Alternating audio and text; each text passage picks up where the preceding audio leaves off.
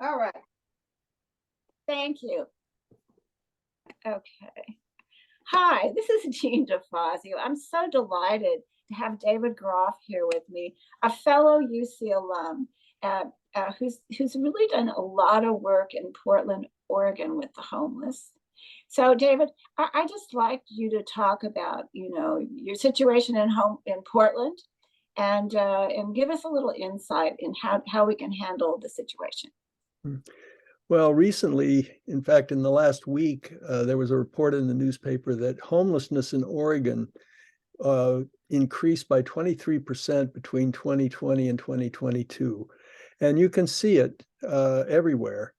I've been volunteering with an organization called Operation Nightwatch since 1993. Nightwatch is faith-based hospitality nonprofit that serves the homeless in downtown Portland. In 1993, most of the homeless were concentrated in downtown in what's called Old Town Chinatown. But now you find them everywhere. In my own neighborhood, which is called Woodstock, less than a block from where I'm sitting right now, there is a camp of people. They were swept recently, but they've come back, or others have come back to take their place. My neighbors are very upset about that. All they can think about is how we get them out of here. When I look at it, though, I think, well, sweeping them is not a solution.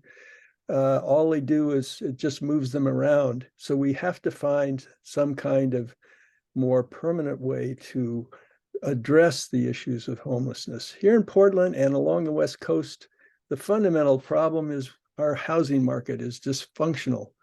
A UCLA expert on this once wrote that you get homelessness when personal difficulties encounter a dysfunctional housing market, and that's what we have.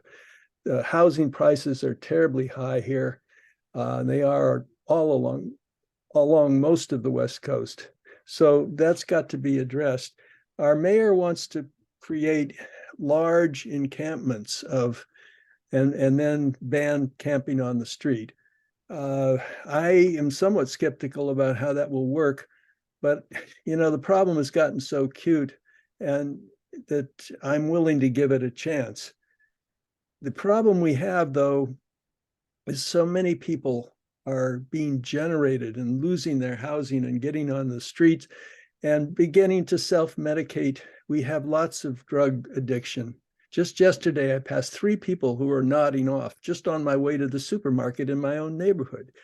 This is an acute crisis, and we have to do everything we can to address it. Our legislature is trying, the California legislature is trying, the Washington legislature is trying, and so are a lot of others. But so far, we haven't come up with any kind of solution. So we have to keep working in every way we can to address this problem and find solutions that are humane and effective. Well, David, thank you. I just have one question. How do you feel the church is, their role in all of this and what they're doing and what they could do better? So churches have played a very large role in addressing everything from the traditional rescue mission kind of place to lots of churches that are providing food, that are volunteering in shelters and so on. And so I belong to an organization called the Interfaith Alliance on Poverty. It's 14 congregations in Portland, Catholic, Protestant, and Jewish, that are all trying to find ways of addressing poverty, which is, of course, the underlying problem with homelessness. And thank God for the churches and the synagogues that are willing to step up, and the mosques too. Some of them are also involved, because I don't know what it would be like if there weren't people motivated by their faith who are willing to address these issues, because otherwise it could just end up a really harsh response. Okay. There's always more we can do. but I commend so many faith-based communities for being engaged on these issues. And I talked about some personal things in my experience yesterday, and I think just as a preview to what we might explore at another time, I think that we've done that, and I just want to thank you for sharing in your time today. Well, thank you for the opportunity. Sure. I guess I didn't stop.